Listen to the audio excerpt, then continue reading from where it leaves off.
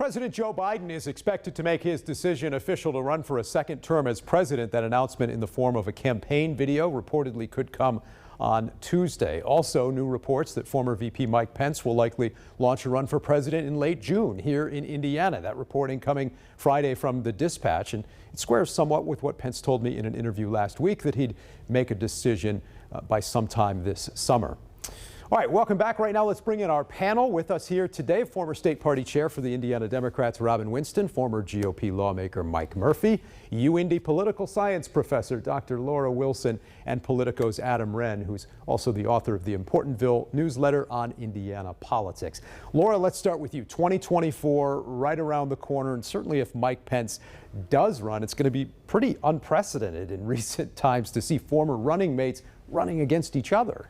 And we seem to expect that announcement, but it feels like a conversation we've had for several months, and we wait and we wait and we wait, though we do expect to have it very soon. It puts him in an interesting position because on one hand, you don't want to distance yourself too much from the previous administration. You were, after all, Pence was a part of it. But to separate himself for relating to Trump voters and still saying, this is how I'm different, this is what I'd have to offer. We can also talk about Joe Biden, who hasn't formally announced, but by all indications seems like he's running again. A lot of questionable key players in a race we still don't know who's going to be a part of. But Adam, before we get to 2024, of course, there's 2023 election, the mayoral races all across the state. Indianapolis Mayor Joe Hogsett again facing scrutiny on the issue of crime in the city. He's facing a primary challenge. He also has a lot of money in his campaign coffers, but if he wins this primary, one of his potential opponents, Jefferson Shreve, seems willing to spend a lot of money as well, his own money in this case. Yeah, he's breaking records in his spending on this primary and threatens to do the same in the general election. This is a serious candidate. This is a candidate that Republicans have been dreaming of for a long time. And the Hogsett people, feel vulnerable to him. They are going to try to paint him as a very conservative Republican who's not a fit for the city. But he has a very viable pathway to the mayoralty. And as you pointed out, I believe in your newsletter, they have the same haircut. And That's right. Very somewhat alike. Yeah. When I see pictures instances of them, I'm so confused. They're very right. similar.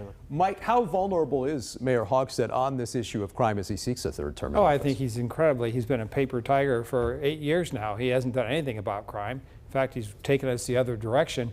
Now, all of a sudden, he's so enraged about crime, he has to read his statement about how outraged he is. I think it's a joke. I think that if it wasn't for Zach Myers, the U.S. attorney, who, by the way, is a Democrat, this city would be even worse, in worse shape.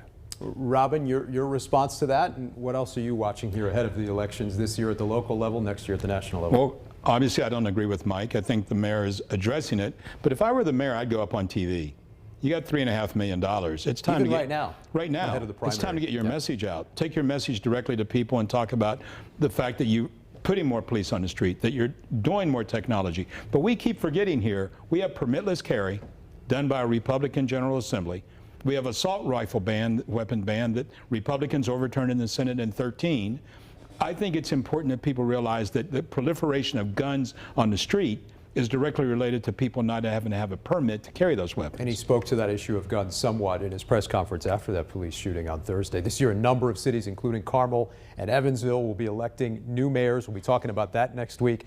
In the meantime, let's also talk about the legislative session here as things wind down at the State House. And Laura, obviously in a budget year, that's the big item still remaining, the state budget, and apparently now more money for the state to work with than they'd anticipated, $1.5 billion worth. And it's a pleasant problem, but it is still a problem. You can't spend money everywhere, right? It seems like there's a real focus on the difference in terms of healthcare spending and also education.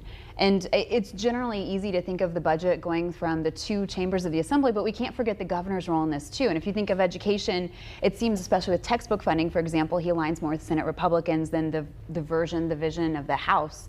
But to see this play out, I imagine we'll have to have some sort of compromise there and thinking of those three entities as being key players. And Adam, in the midst of that, we also heard from some Indiana Democrats who said on the balance, they feel like they got a lot more out of this year's session in terms of policy proposals that are actually on their way to becoming law than they have perhaps in years past. Yeah, State House Democrats had what is for them a very good session despite being in the minority. The super minority. The super minority, that's right. They have some victories that they can go go to back to their constituents to and tout. It'll be interesting to see, how and whether that changes results in mayoral races across the state. Yeah, Mike, you've served in the legislature. What will these final days be like as lawmakers finish their work, and what else are you watching for here in the final days of the session? Well, the conference committee part is what I always call the third half of the session, right?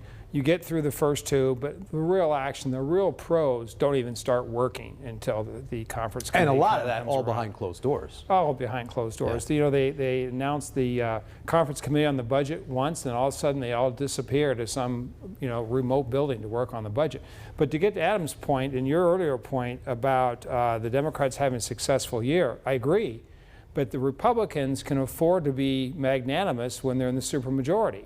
When I was there, it would flip back 51-49 either party. You couldn't let a Democrat get a legislative victory if he was in a seat that you could possibly take. Now you can. Robin, how do you see this year's session? Was it a success for some ways in Indiana Democrats? And what about some of the culture war issues that caused controversy throughout the General Assembly this I think year? the issues that Mike talked about are dead on. I mean, the fact that there is a supermajority allows the Republicans more latitude within their own caucus to take on some issues that Democrats agree with them on, because you can put together a coalition and move forward. You end up with a 5-5 vote on responsible bidder ordinances, for example. That's in a supermajority committee of the state Senate that affects labor. That would have never happened before if there was not such an effort to make unanimity on issues. I think the things on mental health support go right to what the governor said we have to do. On public health policy, we've got to address it. We cannot keep languishing in the lower 40s as it relates to investing in our people. And speaking of the governor, we'll see as things wind down if there are any vetoes. There have been a number of vetoes overturned here, obviously in a state where lawmakers can do so pretty easily, and in a day and age where the legislature and the governor, even from the same party, aren't always on the same page about some issues. That's right. Indiana constitutionally has a weak governor system, and it's always fascinating to see what happens with Holcomb. He always has surprises up his sleeves, and he doesn't always sort of hew to what conventional wisdom is on what he vetoes and doesn't. And we don't know really what his future will involve still as his second term in office winds down. Yeah, exactly. He hasn't said what he'll do. There have been a lot of questions, but of course no answers. So looking at that might play a role in some of those policy decisions. All right. Our thanks to the panel. They'll be back with this week's winners and losers coming up. Also ahead, Congress set for a budget battle here in the coming months. We'll get a report from our Washington bureau right after this.